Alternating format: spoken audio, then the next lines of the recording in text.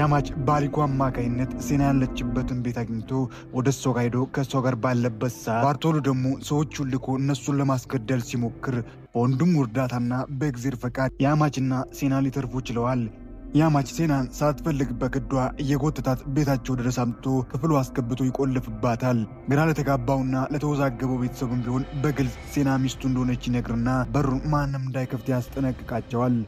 ያማች የምናገረው ነገር እየሰማ አይደለም አይደል? እኔ እዚህ ድረስ አንተን ያስመጣው ለጦርነት ሽጉጥ ለመማዘዝ አይደለም። እማዬ ምን እያልሽኝ ነው? የወንድሜ ደም የወንድሜ ገዳዩ ዝም ብሎ ይቀሩ ነው የምትይኝ?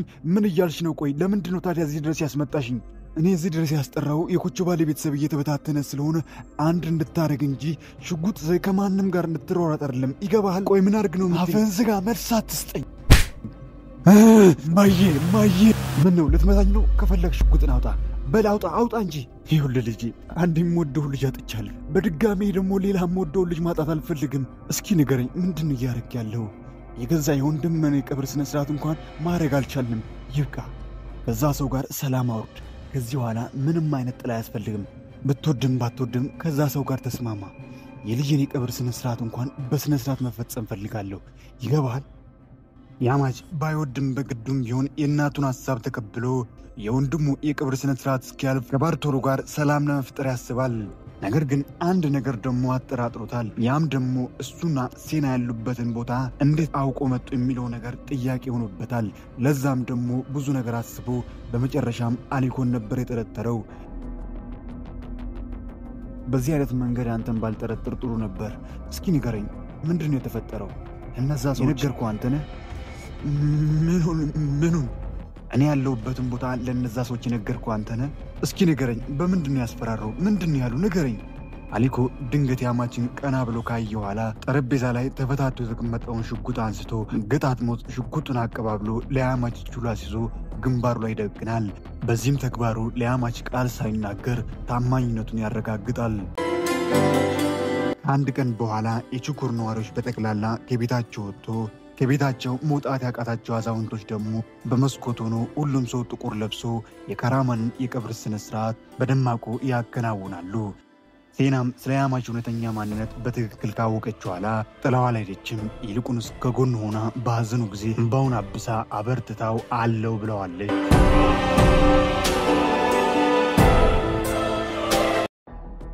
ኤምና ፋሻ እንዲሁም ሱልጣን ያማችን የቤቱ ፈላጅ ቆራጭ የችኩር የእያንዳንዱ ጉዳይ ወሳኝ እንድሪስ ከህመሙ ሙሉ በሙሉ እስኪነቃ ያማችን አዛዥ አድርጎ ሾመውታል።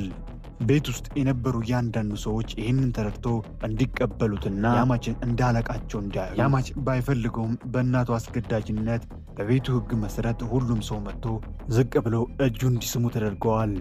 በዚህ ሁሉ መሃል ግን በእያንዳንዱ ነገር እየተብሰለሰለ ውስጡ እየተቃጠለ የነበረ አንድ ሰው ነበር። ያም ሰሊም ነበር። የሰሊም ንዴትና ብስጭት ከራሱ ብቻ የመጣ አይደለም። ሚስቱ አይሲ ደግሞ ከሱ የባሰች ስለሱ ትከራከራለች። እሺ ጎበዙ ሰሊም፣ በሚገባ ቦታን ተቆጣጥረሃል።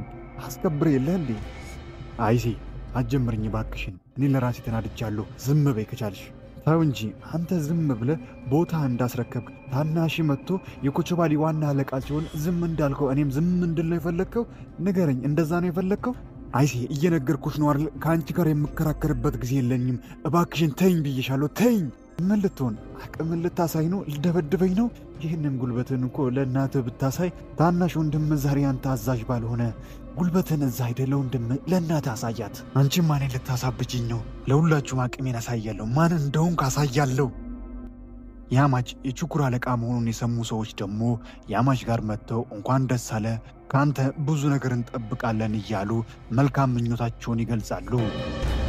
በመጨረሻም ሁለቱ ባላንጣዎች ያማችና ባርቶሉ በአንድ አሸማጋይ ሰው አማካይነት ሊስማሙ ሰላም ለማስፈን በአንድ ቦታ ተገናኝተዋል። ያማችና ባርቶሉ የተለያየ የራሳቸው የሚሉ ሐሳቦችን እያነሱ አሸማጋዩም ሰው የሁለቱን ሐሳብ እያዳመጠ ሁለቱን ያማከለ ውሳኔ ለመስጠት እየሞከረ ነው። ሰውዬ ደጋግሜ እንደነገርኩ ምርቶችን እኛ ጋር ማምረት አችልም፣ ከፈለግ ግን ሌላ አማራጭ ልሰጥ እችላለሁ። ይሄ የምትመለከቱት ችኩር ነው። ከችኩር ትንሽ ወጣ ስንል ደግሞ ጫካ አለ። ከቀኝ በኩል ደግሞ ዴር የተባለች የችኩር አንድ አካል የሆነች ሰፈር አለች። ከፈለግ ምርቶችን እዛ ማምረት ትችላለህ። እንግዲህ ከዚህ በላይ ሌላ አማራጭ አልሰጥህም። ደሞ አንድ ነገር ልንገር እኛ ያንተን የዚህ ቆሻሻ ስራ ስባሪ ሳንቲም አንፈልግም አንድ ብርም ቢሆን ካንተ አንፈልግም በቃ በዚህ ሐሳብ ከተስማማ አለበለዚያ ግን ከፈለክ ጦርነት ማስነሳት ትችላለህ ያማች ይሄማ አይሆንም እኛ ችኩርስ ነው መስራት የምንፈልገው ከስጋት ነፃ የሆነ ሰፈርስ ነው መስራት የምንፈልገው ለዛም ደግሞ ችኩርስ ብቻ ነው መስራት የምንፈልገው ባርቶሉ ያማች አሁን ያቀረበልህ ሐሳብ ቆንጆ ሐሳብ ይመስለኛል ደር የተባለችው ሰፈር ከስጋት ነፃ የሆነች ፖሊሶች ብዙም ጊዜ የማይገኙባት የማይመጡባት ሰፈር ነች ስለዚህ አቶ ባርቶሉ ብትስማማ ይሻላል እሺ ነገር ግን በአንድ ቅድመ ሁኔታ እንስማማለን እሱ ምን መሰላችሁ እኔ ምርቶችን ስራዬን በቅርበቱኝ መከታተል ፈልጋለሁ ለዛም ደግሞ ደሪውስ ለመኖር አይመቸኝም ፖሊሶች ማይበዙበት ከስጋት ነፃ የሆነ ቦታ ችኩር ነው እንግዲህ ምርቶችን ለማየት የሚመቸኝ ችኩር ውስጥ ስለሆነ ችኩር ውስጥ አንድ ቤት እንድትሰጠኝ ፈልጋለሁ በዚህ ሐሳብ የምትስማማ ይመስለኛል አቶ ባርቶሉ ጦርነቱን በጣም ፈለክ መሰለኝ ይሄ በፍጹም አይሆንም በፍጹም አንተ ችኩር ውስጥ ልትኖር አትችልም ምን ነው ያማች ጀግናው ፈራህ እንዴ ችኩር ውስጥ ገብቼ መፈንቅለ መንግስት ማድረግ መስሎ ነው ያማች ጉዳዩ ቀላል ነገር ስለሆነ በዚህ ጉዳይ ብትስማማ የተሻለ ይመስለኛል እኔ እንግዲህ እንደዚህ አይነት ጉዳይ ሳስተናግድ ብዙ ዓመት ልምድ ስላለኝ ይህን ያክል ስጋት አይግባ ያማች ቀላል ነገር ነው እሺ ተስማምቻለሁ ነገር ግን ባርቶሉ አንድ ነገር ላስጠንቅቅ ምርቶች በእኛ መንደር ውስጥ አንድ ፍሬ ሲሸጥ ተጥሎ እንኳን ባገኝ ያንተን መጨረሻ አቀረብክ ማለት ነው በራስ ላይ ጦርነት ከፈትክ ማለት ነው ያማች እና ሱልጣናና ያማች ሚስት ሴና ቤት ውስጥ በፍጹም ሊስማሙ አልቻሉም ናቱ ሱልጣና ልጅን መልሳ ይዛው ትሄዳለች እያለች በስጋት እየተወረረች በመጥፎ አይን ታያለች የሴና እያንዳንዱ እንቅስቃሴ ምንም አይጥማትም በትንሽ በትልቁ ይከራከራሉ ያማች ከባርቶሉ ጋር ባደረገው ስምምነት ገንዘብ አልፈልግም ያንተ ምርቶች የምታመርትበት ቦታ እሰጣለሁ ጥበቃም እሰጣለሁ ብሎታል ነገር ግን ያማች አንድ ነገር አላወቀም ቤተሰቡ ከፍተኛ የገንዘብ እጦትና ችግር ላይ ነው ያለው ይህንን ጉዳይ ደግሞ ሰሊም ሲነግረው ያማች ጉዳዩ ያሳስበዋል ያስጨንቀዋል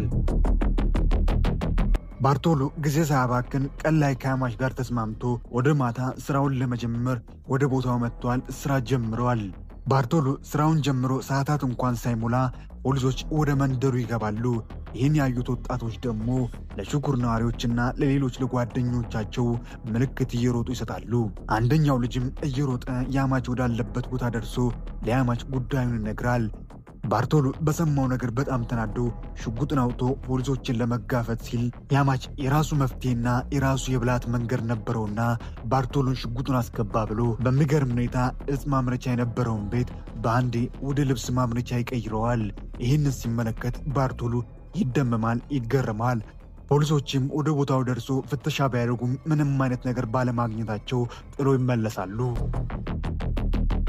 እንድሪስ በመጨረሻም ለቀናት ራሱን ከሳተበት ቦታ ነክቷል ሱልጣና ይህንን አይታ በደስታ ስትፈነጥዝ እንድሪስ ግን ለጊዜው ጉዳዩን ከሷ ውጪ ማንም እንዳያቅ ብሎ ይነግራታል ያማች ከባርቶሉ ጋር የገባበትን ጦርነት የገባበትን ሰጣ ገባ እያንዳንዱን ያሳለፈውን ነገር መለስ ብሎ ይመለከታል ባርቶሉ ያማች በሚወስዳቸው እርምጃዎች እሱ አንድ እርምጃ ቀደም ብሎ ይገኛል ይሄ ነገር እንዴት ተፈጠረ ባርቶሉ እንዴት ብሎ ነው እኔ ማረጎን ነገር ቀደም ብሎ የሚያቆያለ ደጋግሞ ያስባል በመጨረሻም አንድ ነገር ላይ ደርሳል ያም ከማከላቸው አንድ ካዲ ለባርቶሉ መረጃ የሚያቀብል አንድ ሰው እንዳለ ያረጋግጣል ከዛም ያ ሰው ማን ይሁን ይያለ መረጃ መፈትፈት በጥንቃቄ ማሰብ ይጀምራል ወንድሜ ምንድነው የምትሰራው እነዚህን ሰዎች በጠቅላላ ስራ ፈተው እዚህ እንዲመጡ ያረከው ለምንድነው አልገባኝም የተፈጠረ ችግር አለ እንዴ ምንም ሰሊም ምንም አልተፈጠረም ነገር ግን አንዳንድ ነገሮችን ማጣራት ይኖርብናል አልገባኝም ምንድነው ነገሩ ስለምንድነው የምታጣራው ሰሊም በማከላችን አንድ ካዲ አለ ለባርቶሉ መረጃ የሚያቀብል አንድ ሰው አለ ምን ይያልክ ነው አልገባኝም እንዴት ማለት ማን ነው አላቅም ሰሊም አላቅም ምን ማድረግ እንዳለብኝ ግራ ገብቶኛል ነገር ግን ይኸውልህ ሰሊም ባርቶሉ እያንዳንዱ እርምጃችን ቀደም ብሎ ነው የሚያውቀው ሰውየው በእኛ ጉዳይ ላይ ሲጀመር የሚጨነቁሉ አይመስለኝም ምክንያቱም ቀደም ብሎ እኛ የምንወስድበትን እርምጃ ስለሚያውቅ ነው ሌላው በቀር ቫሻና ኤሚ እሱ ያለበትን የሚኖርበትን ቤት አግኝተው ወደ እሱ ጋር ሲሄዱ ምን ነበር የገጠመን ሰውየው ቀደም ብሎ እኛ እንደምንመጣ አውቆ በብጣሽ ወረቀት መልእክት ጽፎ ጭራሽ ዝቶብና ቀልዶ ነበር ሄደው ምን እያልክ ነው ያማች እነዚህን ሰዎች እኮ ለዓመታት አውቃቸው አውቃቸዋለሁ አብረን ነው ይኖር ነው የአባቴ ታማኝ ሰዎች ናቸው ያማች ምን ይያልክ ነው እኔ እንጃ እንደዚህ በጥርጣሬ አይን ማየት ትንሽ ክብራቸውን የሚነካ ነገር ነው የሚሆንባቸው እንደዛ ነው የሚመስለኝ ሰሊም በቃ እንዴት አስቻለ ግን እንዴት አስቻለ ቤተሰብህን ለገንዘብ ብሎ መሸጥ እንዴት አስቻለ ቆይ በስንት ነው ሸጥከን የእናቴ አባትን ልጅ ወንድምህን በስንት ነው ያስገደልከው አባትንስ በስንት ነው የሸጥከው ንገረኝ እኔስ በስንት ነው የምሸጠው ቆይ እንዴት አስቻለ እንዴት ንገረኝ ሰሊም እንዴት አድርገህ እንደዚህ ታደርጋለህ እንዴት